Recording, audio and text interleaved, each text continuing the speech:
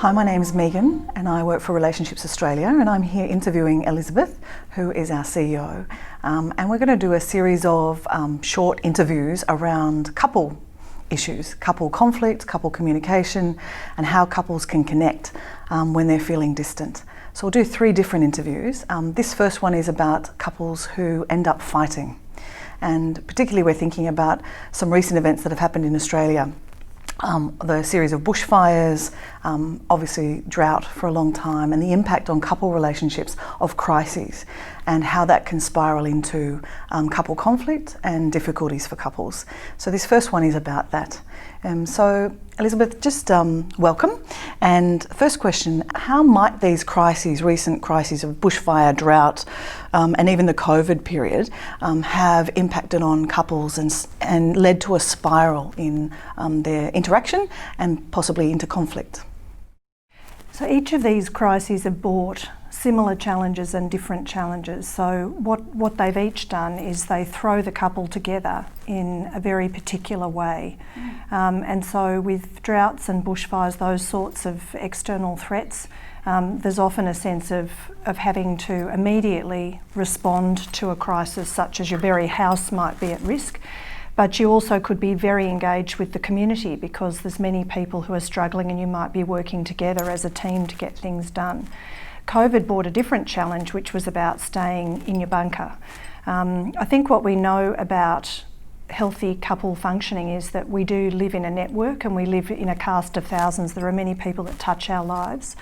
And so in order to keep ourselves well maintained, we do turn to others. If we're having a bad day or we need distraction from trouble at home, we talk to colleagues, we talk to friends, we talk to family. When you don't have those supports, and the couple have to rely very heavily on each other, then there's a certain amount of tension because no one person can meet all our needs. So to suddenly be with that person and expect them to be all of those things that you normally would attend to another way is very stressful. In addition, COVID, for example, has meant that you might have a lot more information on your partner, such as how they work. You're observing them work, you're thinking about their work ethic or their lack of work ethic, about the differences with your own work ethic. You might have all sorts of issues around who's managing homeschooling. It may well be that crises such as unemployment mean that there's a whole lot of additional pressures. And so all of those things can mean that a couple, even if they initially pull together, can eventually creak under the strain of all of those different layers.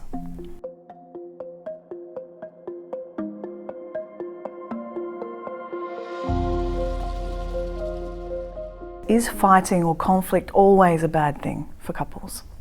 Well, no, it's not a bad thing. I think it's quite a myth. And many people believe this, that if you argue that is inherently bad. And in fact, there are couples that say with a great source of pride, oh, we never fight.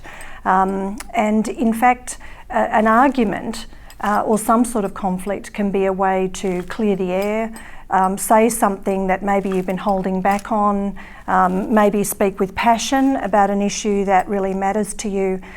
Some people need that rush of emotion to kind of stop shelving something and get it out. So I think a lot of couples can experience that as quite productive, can really wrestle with an issue, really disagree, work it out, sometimes over a period of time, and come to peace with something and find that quite useful. I think where arguments are a problem is where the couple themselves say it's unproductive, that they feel that they argue to no great end. They can't later say, well, gee, that really helped or not. And particularly if they end up feeling harmed, that the process of the argument itself, the style of the arguing, the fact that things were said, such as it became a shopping list of problems where they say, and another thing, bringing in history and embellishment, sometimes bringing in a cast of thousands, saying, well, everyone I know thinks that about you. If it degenerates into name calling or insults, or is hurtful or diminishing of the other person or their argument, then of course people are going to say, well, arguing is bad. And what that really means is our type of argument is bad. And certainly I see people who can be arguing about very ordinary things, because if you live with people, there's many reasons to be irritated, let's face it. And so when I hear the content of the argument, what I'm struck by is that often it is the process of arguing that in fact is what has eroded them and made them lose confidence that disagreement could be useful to them. So I think it's about distinguishing those things, and probably it's really important to add that after an argument, if there is something like the silent treatment, where because you said this or that I won't speak to you for days, or if in fact the argument degenerates into something where somebody is not only hurt but is in fact harmed psychologically or physically, then you're in a whole different territory. That's not about arguing and conflict, that's about violence and abuse.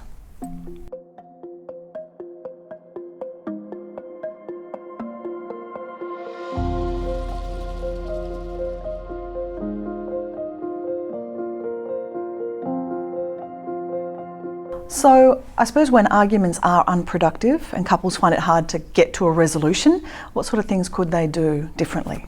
When there is a pattern of unproductive fighting, sometimes what people do is they walk around and ruminate about it.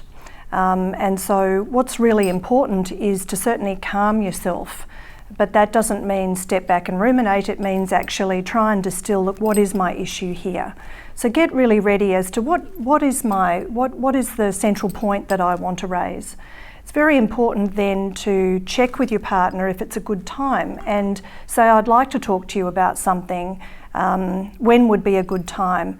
And I often have people say, oh, it's never a good time, so it's now been months since we've talked about this. So I think the trouble is when you're looking for a good time, if you're having a good day, you sort of don't want to spoil it. If you're having a bad day, you don't want to make it worse. And basically, if people are just a bit afraid of the conflict, they have reasons to park it. So what I'd encourage instead is to say, if this is on my mind, then it's worth mentioning. Use that as your benchmark and get ready to about what you want to say and make a time. From there, I think it's really important to remember that how a conversation starts is the strongest determiner of how it's going to turn out. So if you start with an accusation or an insult or a global statement like you never do this or that, then your partner is going to have their defences up straight away. So I think it's really good to start with your intentions. Look, we haven't been getting on lately. What I'd really like to do is clear the air, or I'm raising this because I want us to have a better relationship. I think if you say something very grounding and about the future, then your partner can hear that and maybe hold on to it. And it might even be that you need to own up to the difficulty of arguing. It might be, look, we usually don't do well with these topics, or I know I often get triggered. Being accountable for how you come across and how you participate shows leadership. And if you do it, then sometimes your partner can say, look, true enough, I get triggered too. And the other thing is to try and say how to put our heads together about this. I'm wondering what we could do differently. What you need from me and what I need from you, again, makes you on the same page around seeking a conclusion rather than I need to tell you off or I just want you to change because I'm fine. Again, that's likely to incite some umbrage and defensiveness.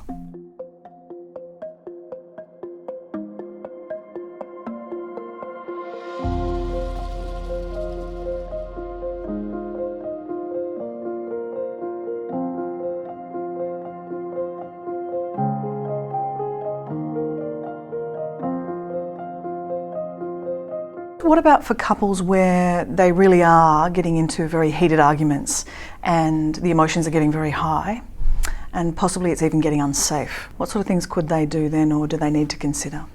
I think what's really important is for couples where this happens, it tends to not be a one-off. So they know that this can happen in their relationship, and so what's really important is to come up with a bigger plan around it. So certainly if an argument gets off the rails and has been known to happen before, then the first thing you want to know is whether your partner has an investment in making sure that doesn't happen. Because if it does actually feel unsafe, If your partner just disagrees with you, well, you're too sensitive, or you need to harden up, or whatever it is, then that in itself is a problem, because what you need is a good conversation about it. So that might be a sign that you really need to be having some of these conversations with a professional counsellor, and we might talk about that in a moment.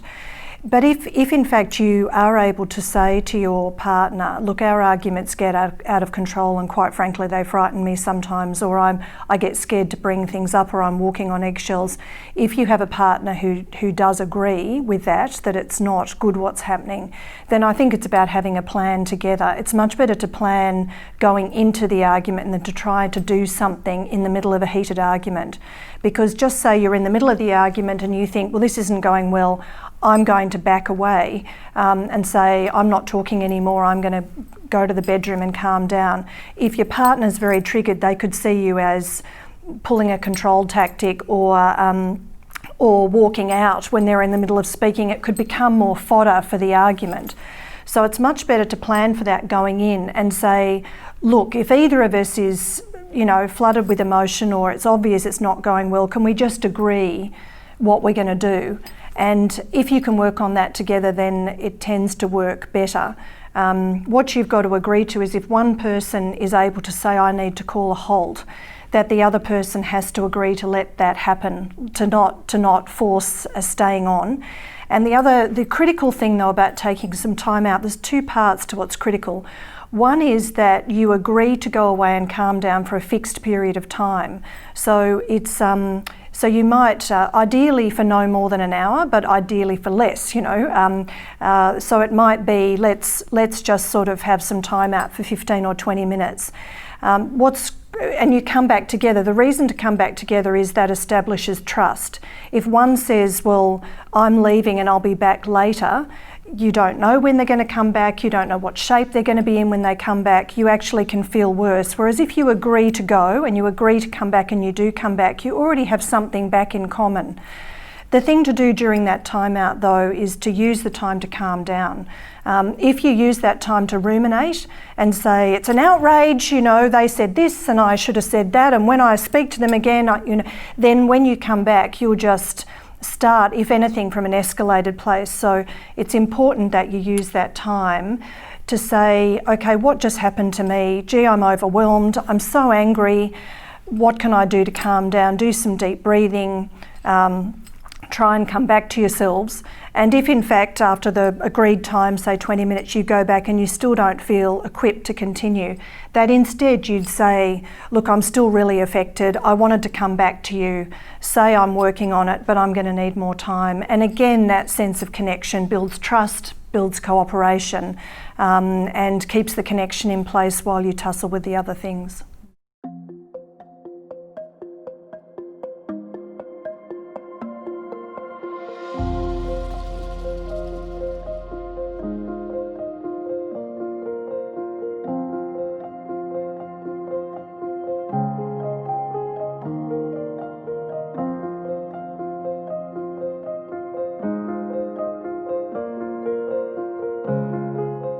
What is the role of professionals in helping couples who are getting into conflict, and particularly when it's getting unsafe? I think a lot of people put off getting professional help because there's a stereotype that if you seek counselling, it's already the kiss of death. That, gee, we must be in a very, very bad way to get help because of this idea that couples should be able to meet each other's needs, solve their own problems, and that an intimate relationship should be kept between them. So I think a lot of people put it off. And as I mentioned earlier, some people don't necessarily have major problems, but they have a major problem in how they talk about those small problems. And so they get into loops and dynamics and end up repeating the same habits, and those grind away over the years. So what I often have couples say to me is, now that we're here, we really wish we'd done this before, that we've actually suffered unnecessarily. We could have come for a few sessions, got ourselves out of that habit or that loop and moved on. And so just to remember that getting help is a good thing, and over a very long relationship, where you're at a point of saying, gee, I'm sick of how we discuss this, or where you do feel that you've reached an impasse or going head to head more often than you used to, then having someone there as a circuit breaker but a bit of a skill builder, reminding you of your strengths and connections and building a few new tips in, can be an incredibly good use of time. And in terms of some of the really negative dynamics, it's also to remember that over time, if habits continue on unabated, they actually can escalate and get worse. And there are people that, as they become under more and more pressure, such as we've seen recently, or there are more crises in the family, or your children grow up and bring more provocation to the situation, that your fights can get nastier, that your connection can get leaner. So then the need to get help is greater, because you need to head that off at the pass, because it may not be just about you, it's also about what you're modelling for the children. And finally, in terms of violence or abuse, where you're actually really at risk psychologically or physically in the relationship, all the research says that those things don't change on their own. You can't put it down to a bad patch or a bad year or a bad day or a bad 5 years. You really need to say this isn't okay, and that without professional help, you really cannot tell yourselves that it's going to change. So in that case, there's an imperative to seek help. What's really important is to seek people who are well trained in couple work, and if necessary in working with violence and abuse. And that's not every therapist is equally skilled in couple work. It's a specialised area, and that's where I believe organisations like Relationships Australia play a really crucial role, because we employ people who, that's their whole skill set. And so we believe that we can offer the confidence and expertise to really help people, whether it be a few sessions or over a longer period.